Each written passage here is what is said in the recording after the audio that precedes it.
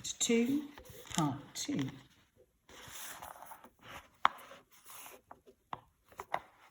The door opened wider and Bruno stepped back as a figure appeared.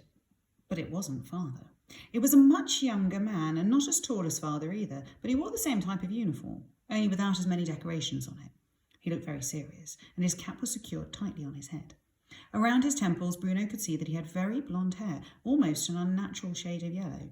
He was carrying a box in his hands and walking towards the staircase, but he stopped for a moment when he saw Bruno standing there watching him. He looked the boy up and down as if he'd never seen a child before and wasn't quite sure what he was supposed to do with one. Eat it, ignore it, or kick it down the stairs.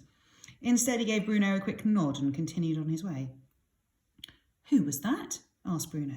The young man seemed so serious and busy that he assumed he must be someone very important.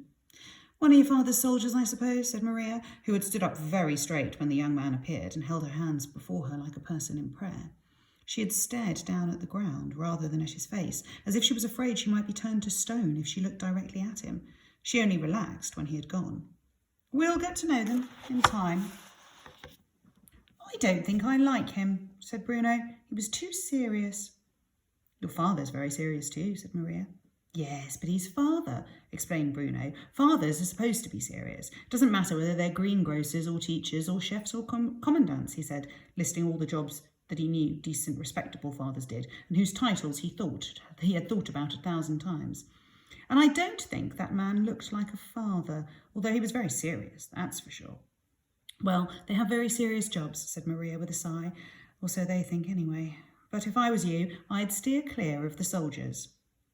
"I don't see what else there is to do other than that," said Bruno sadly. "I don't even think there's going to be anyone to play with other than Gretel. And what fun is that after all? She's a hopeless case."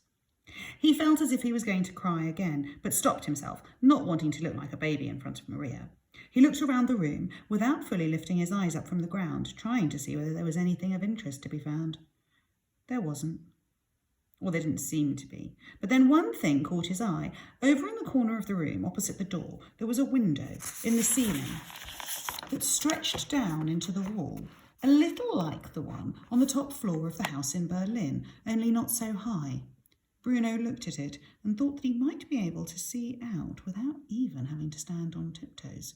He walked slowly towards it, hoping that from here he might be able to see all the way back to Berlin and his house and the streets around it, and the tables where the people sat and drank their frothy drinks and told each other hilarious stories. He walked slowly because he didn't want to be disappointed.